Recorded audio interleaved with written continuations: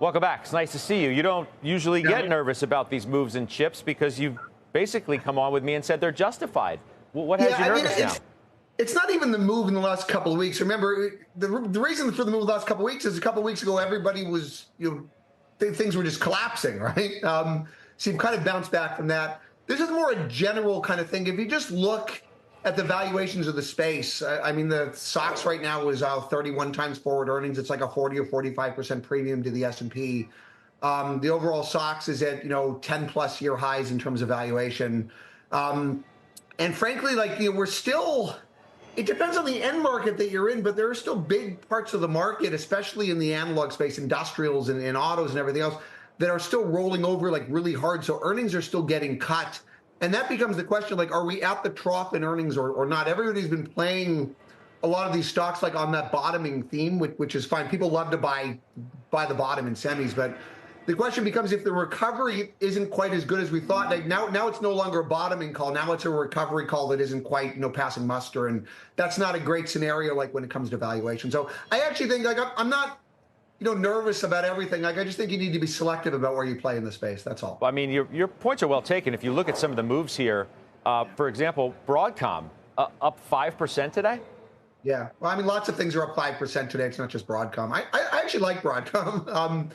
This is one actually that we've been pushing pretty hard. I've always liked it, but I mean, you look at it. There's been a general for a while. There's a bit of a risk off in terms of the sentiment around AI, but it's coming back now. Broadcom, I think, has the second best AI story in the space, after Nvidia. They sell networking and they sell compute offload ASICs to the hyperscalers. That business is good enough for them this year to cover up some nastiness that's going on in their core business. General networking and things is pretty weak. They're not the only ones, but the AI piece has enabled them to kind of bridge that over, so numbers have continued to go up rather than down. I think their AI guidance this year is conservative. They've been buying software companies. I think the VMware numbers that are in consensus, I think, have upside to them. Highest margins, highest free cash flow in the space, and I think the valuation is still really attractive, relative to the sector. Given you got a company that's almost half software and like I said, a great AI story. This is one that I do really like. If Broadcom is number 2 for you, behind obviously Nvidia, AMD's up 4% today. Where does that rank? So as you know, we've talked about it a little bit. I've been a little more lukewarm on AMD. As I said, I like it better at 140 than I did at 180. They reported earnings a few weeks ago. It was a decent enough print. They took the AI guidance up a bit. They were at $4.5 billion. They'll probably do 5 or 5.5 this year. And I'd say at least versus their larger competitor Intel, at least on their core business, client and data center and everything, they're actually doing well within the confines of those markets. I do worry a little bit about the health of those markets. Intel actually called out channel inventories and client is impacting their numbers. And I think AMD's guidance likely implies some channel fill in the back half. And this is something I've been generally watching in that space, since that's something that makes me a little bit nervous. And to be fair, while they took the AI guidance up, I don't think it was above where people already were. People are already higher than where they're guiding. I think with AMD, it really just depends on what you think they're going to do with that AI business. If they're going to do, $14 billion next year, the stock's probably a buy. If you think they're going to do 8, it's probably not. But again, I don't want to take away too much from them.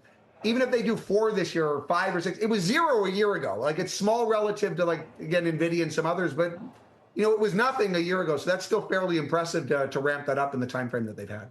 What about AMAT after the bell tonight? What should our viewers watch out for most? Yeah, I think it should be okay. Most of the rest of the WFE space is already reported, and numbers in general look fine. I think people will be watching the sustainability of China. They'll be watching DRAM growth, where AMAT actually has a bit more exposure on the back of AI and what's called high bandwidth memory. They'll be watching that. Same thing around advanced packaging.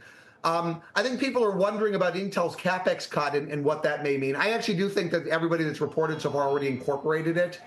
And frankly, I'm actually wondering, I actually had to take my Intel CapEx numbers up this year rather than down. They were apparently targeting a CapEx this year that was quite a bit higher than I was expecting them to target. So, but those are the things that people will be watching for. But in general, as everybody else has reported, the general environment in semicap, or at least in the near to medium term, seems fine.